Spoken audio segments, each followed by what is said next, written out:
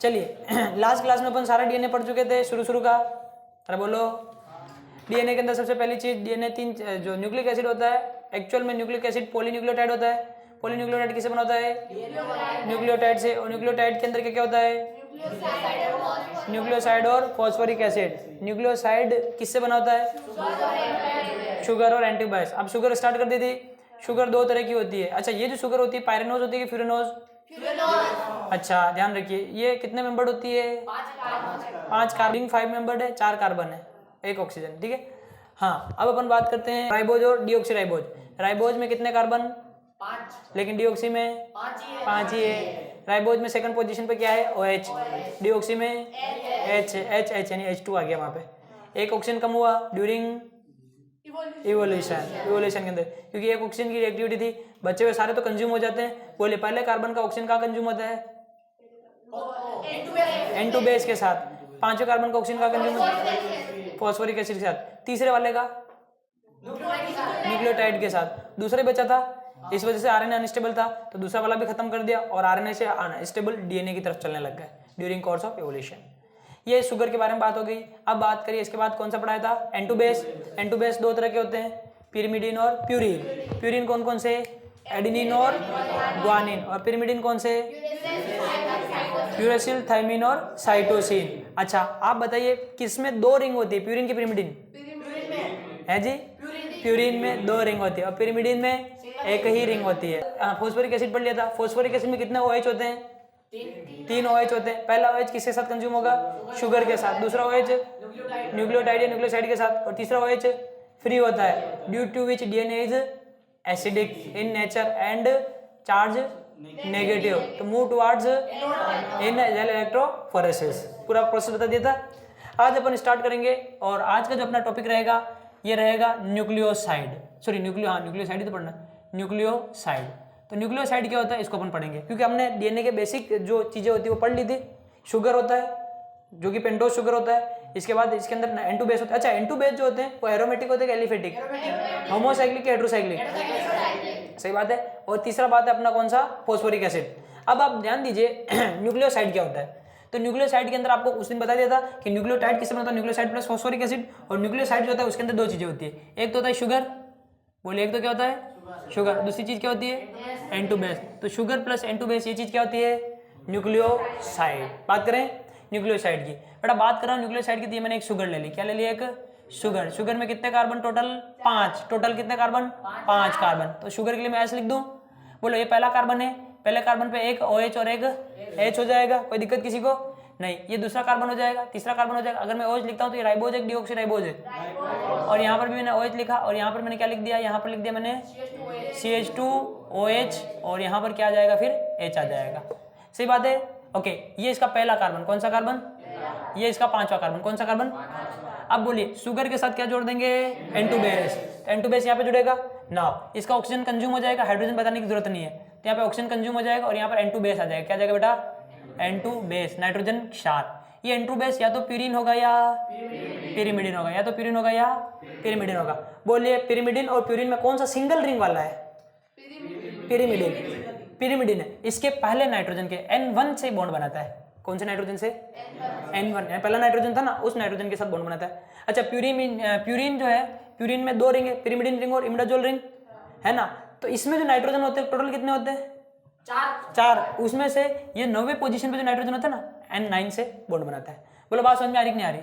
बोलिए इतना डिटेल से आपने पहले कभी सोचा भी नहीं होगा। सोचा था? नहीं। अब याद कर लेंगे क्या? अगर प्यूरिन आ रहा है तो पहला वाला और पिरिमिडिन आ रहा है तो 9वां वाला। लेकिन बाद में कंफ्यूजन आ जाता है कि किसका पहला किसका 9वां। अरे बोलो इसमें 9वां होता है क्या?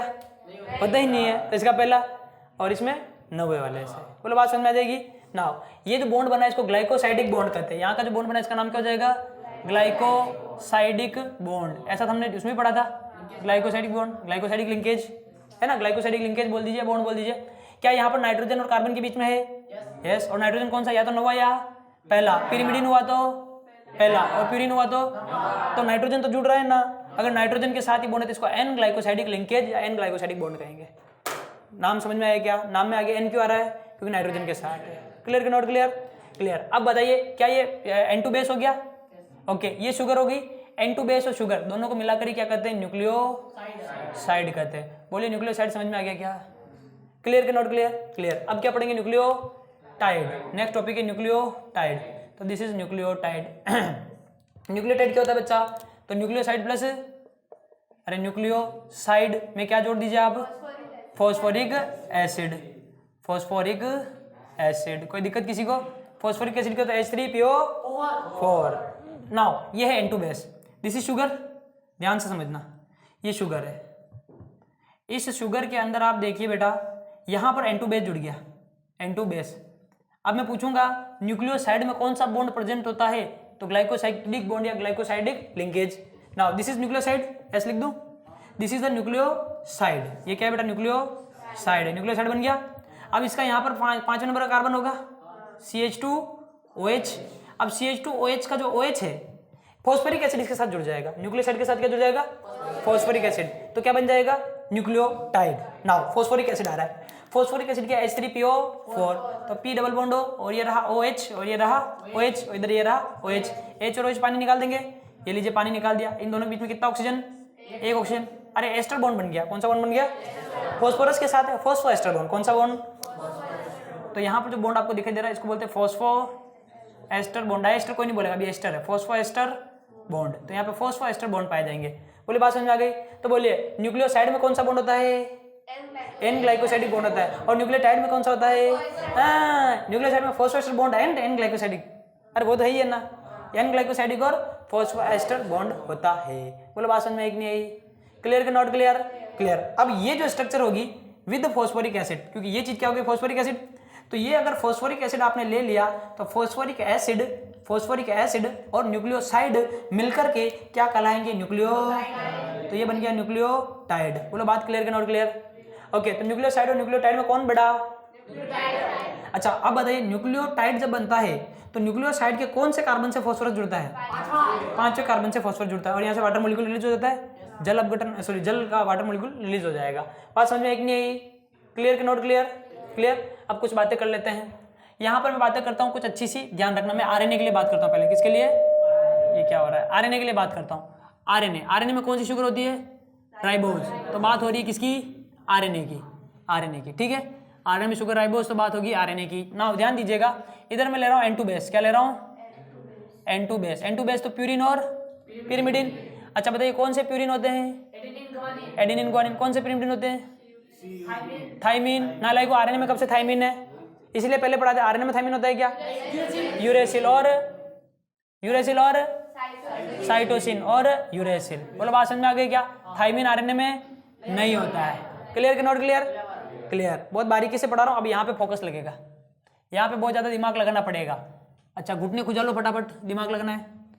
ओके तुम्हारा दिमाग घुटनों में ना नहीं है, और बढ़िया हो गया। ये दोनों क्या है बेटा? पू के PY, प्यूरिन। और ये दोनों क्या है? PY, pyrimidine. ठीक है ना। अब ध्यान दीजिएगा, जब प्यूरिन बनाते हैं तो यहाँ पर प्यूरिन के साथ आप क्या जोड़ दीजिएगा? प्यूरिन के साथ आप शुगर जोड़ दीजिएगा। प्यूरिन के साथ जब शुगर जुड़ जाएगा, किसी भी N2 बेस के साथ शुगर जुड़ जाएगा, तो जो न्यूक्लियोसाइड बनेगा उस न्यूक्लियोसाइड के नाम में सफिक्स में इन लग जाता है। क्या लग जाता है? ये वो चीजें जो लोगों को बताई नहीं जाती, तुम खास हो इसलिए तुम बता रहा हूँ। नाम में क्या लगा देंगे? इन। आज से पहले किसी बैच में ऐसी बातें बताई नहीं थी, नाम में इन लगा देंगे। सही बात है। ओके अब देखिए पिरिमिडिन है, अब इन इसके नाम में भी लगाते हैं तो गड़बड़ आ जाएगी। मैं बता देता हूँ गड़बड़ क्या है कि पहले नाम बना देता हूँ। मैं यहाँ पे बनाऊंगा न्यूक्लियोसाइड, N2 बेस के साथ शुगर जोड़ दूं, क्या बन जाएगा? न्यूक्लियोसाइड। अच्छा न्यूक्लियोसाइड के साथ फॉस्फोरस जोड़ दूं, क्या बन जाएगा? न्यूक्लियोटाइड बन जाएगा। क्लियर। यहाँ पर देखिए हमने लिया यहाँ पर एडेनिन। क्या है ये? एडेनिन N2 बेस ले लिया, एडेनिन के साथ शुगर जोड़ दी तो न्यूक्लियोसाइड बन जाएगा। अब इसका नाम हो जाएगा, एडेनिन तो पहले था, अब शुगर जुड़ गया तो नाम बन जाएगा एडिनोसिन। क्या नाम हो जाएगा? एडिनोसिन। क्या नाम में इन दिख रहा है? एडिनोसिन। पता चला? This is adenosine.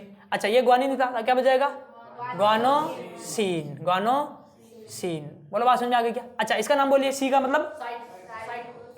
बोलिए सी का मतलब साइटोसिन। इसके नाम में तो पहले से इन है, तो इसमें काहे इन लगाएंगे? ओहो गड़बड़। पिरिमिडिन के इसके नाम में पहले से इन है, तो सीन नहीं इन, वो इन है। बच्चों ऐसे मत करो, इन है। अब इसमें क्या लगाएंगे? अब इन पहले से, तो इनके लिए अपन सफिक्स इडीन लगाते। क्या लगाते बेटा? इडीन। अरे पुरानी बातें, इडीन। ईडीन ईडीन, याद आ रहा है कुछ कुछ, ईडीन, ऑर्गेनिक केमिस्ट्री, ठीक है। अब बोलिए अगर ये साइटोसिन है तो इसका नाम हो जाएगा साइटिडीन, साइटिडीन, क्या नाम हो जाएगा, साइटिडीन, ईडीन, अरे यही था साइटिडीन, दिख रहा है। तो साइटिडीन इज अ न्यूक्लियोसाइड और nucleotide, nucleoside. Cytosine, cytosine, cytosine confuse मत होना, साइटोसिन N2 बेस है, कोई न्यूक्लियोसाइड नहीं है। साइटोसिन नाम में सीन आ रहा है बट वो न्यूक्लियोटाइड नहीं है, न्यूक्लियोसाइड भी नहीं है, N2 बेस है। लेकिन जिसके नाम में ईडीन आ रहा है साइटिडीन, ये एक न्यूक्लियोसाइड है। अब बोलिए ये क्या हो जाएगा, यूरिडीन, क्या नाम हो जाएगा, यूरिडीन। सर इसमें तो आई नहीं, कोई बात नहीं है तो प्यूरिन ना, सबके साथ एक साथ जैसा व्यवहार करो। इसके लिए फिर से अलग से नियम निकालू क्या, जिसके एक बार इसके लिए बोल दिया तो बोल दिया, लिखने का सीक्वेंस ध्यान में रखना है।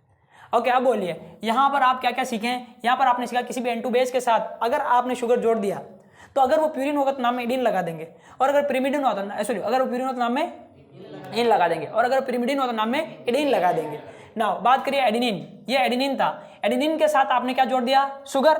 कौन सी शुगर जोड़ी, राइबोज। कौन सी शुगर जोड़ी, राइबोज शुगर जोड़ी। अगर राइबोज शुगर जोड़ी तो उसका नाम हो जाएगा एडेनोसिन।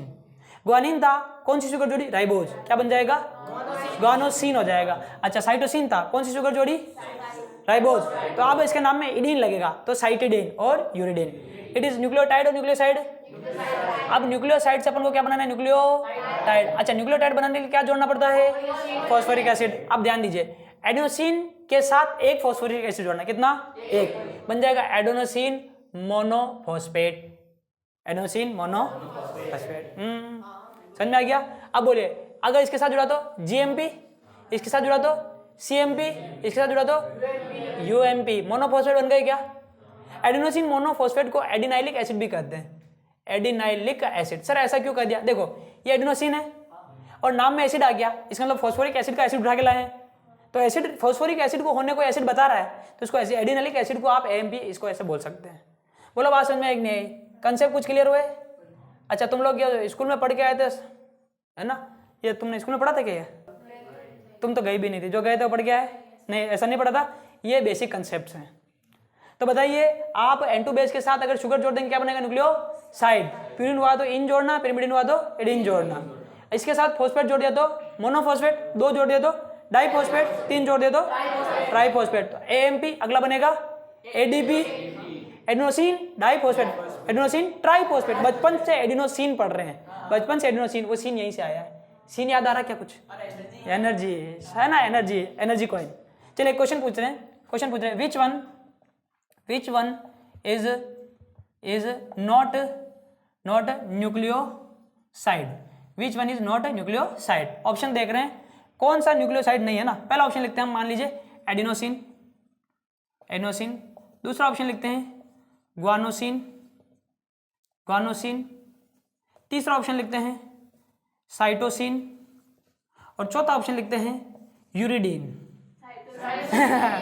अच्छा एक बच्चा अगर पहली बार ऐसा पेपर दे रहा है, उसने ये सब चीजें पढ़ने रखी है, वो बोलेगा तीनों नाम सेम है, ये अलग है, टिक कर दीजिए क्योंकि इसमें सीन सीन सीन खटक बात में, but real answer is cytosine. Cytosine is N2 base, not a nucleoside. और आगे बढ़ जाएं। नाउ जो हमने राइबोज के लिए किया, अगर यही शुगर डीऑक्सी राइबोज होती तो आपको इसके नीचे लिखना है, मैं तो जगह नहीं लिख रहा हूं। अगर हम बात करते हैं deoxy ribose, deoxy ribose, deoxy ribose अगर आप शुगर लेते हैं तो ये किसके लिए होती है, डीएनए के लिए, डीएनए के लिए काम में ले रहे हैं। तो बोलिए यहाँ पर N2 बेस कौन कौन होंगे, N2 बेस। तो N2 बेस की अगर बात करें तो डीएनए में बताइए प्यूरिन कौन कौन से होते हैं, एडिनिन और ग्वानिन। अब बोलिए पिरिमिडिन कौन से होते हैं, साइटोसिन और थाइमिन। अब इसे क्या बनाऊंगा मैं, न्यूक्लियोसाइड, न्यूक्लियोसाइड बना रहा हूँ, न्यूक्लियोसाइड बना रहे हैं ना। अगर आप न्यूक्लियोसाइड बनाते हैं बेटा, न्यूक्लियोसाइड बनाते हैं तो एडिनिन, एडिनिन की बजाय अब यहाँ पर क्योंकि डीऑक्सीराइबोज जुड़ा है तो यहाँ पर एडिनिन के साथ जब जुड़ेगा कौन, डीऑक्सी राइबोज, तो ये बन जाएगा डीऑक्सी एडिनोसिन। क्या बन जाएगा, deoxy adenosine. Okay, deoxy guanosine, deoxy cytidine, deoxy uridine है क्या नाम, थाइमिडीन, थाइमिडीन लिख लेता हूँ, तुम यूरिडीन कर बैठोगे, थाइमिडीन। बोलो बात समझ में आ गई क्या। ओके, और ये मैं इक्वल कर रहा हूँ, इसका मतलब शब्द के एडिनिन लिख दो, इसका उससे मैच करना है, इसका उससे मैच करना है, सही बात है। तो आगे लगा दिया डी, डी का मतलब डीऑक्सी। हाँ ऑक्सी नहीं लिखना है, लिखो तुम्हारी इच्छा है, मेरी जगह कम थी। ओके, अभी देखना आगे तुम्हारा अपने आप क्लियर हो जाएगा। अब इसे क्या बना रहा हूं मैं, न्यूक्लियोटाइड। पहले से छोटा बोर्ड है, छोटा क्या काफी बड़ा है, कैमरा नहीं कवर कर पा रहा है। न्यूक्लियोटाइड, न्यूक्लियोटाइड की बात करते हैं, इसके साथ अंदर क्या जोड़ देंगे, और फॉस्फोरिक एसिड। ना फॉस्फोरिक एसिड जोड़ देंगे, क्या बन जाएगा, डीऑक्सी एडिनोसिन मोनोफॉस्फेट। बोलिए डीऑक्सी 1, हाँ जीएमपी, बोलिए डी सीएमपी, डी टीएमपी। अब बोलिए डीऑक्सी लिखू क्या पूरा, नहीं सिर्फ डी लिखू, समझ गया ना, डीऑक्सी पढ़ने वाला तो इसको डीऑक्सी ही पढ़ेगा। अरे बोला समझ में आया क्या नहीं आया, आया नहीं आया, आ गया, क्लियर के नोट क्लियर। अच्छा बताओ कैमरे में ये वाला स्पेस दिख रहा है, कहाँ तक आ रहा है बताओ, पूरा आ रहा है, आगे का टॉपिक समझा दो थोड़ा सा। अरे क्यों, अरे ये तो तू पहले नहीं करके बैठता है, इतना बढ़िया पढ़ा रहा हूँ तू। हाँ चलिए, यहां पर अपन बात करते हैं कि मान लीजिए यहां पर कोई N2 बेस है, क्या है ये, N2 बेस है। इस N2 बेस के साथ क्या हो गया,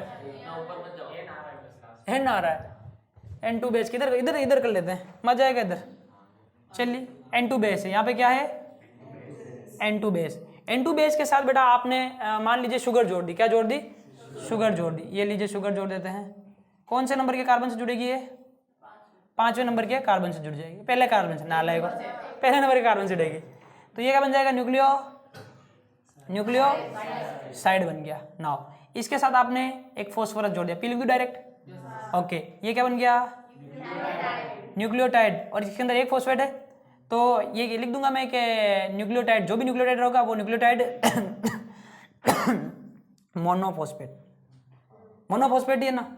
ओके, एक और फॉस्फोरस जोड़ दूंगा, अब इस न्यूक्लियोटाइड का क्या बन जाएगा, ये न्यूक्लियोटाइड डाइफॉस्फेट। अब ये न्यूक्लियोटाइड जो भी तुम भरते रहना अपने हिसाब से, ये एम कैसे मिटा। ओके, अगला एक और जोड़ दिया। ओके, तो अब ये क्या बन जाएगा, एनटीपी। ओके, समझ में आ गया। अब ये जो बॉन्ड होता है, इस बॉन्ड को बोलते हैं अल्फा, क्या बोलते हैं, इस बॉन्ड को बोलते हैं बीटा, इसको बोलते हैं।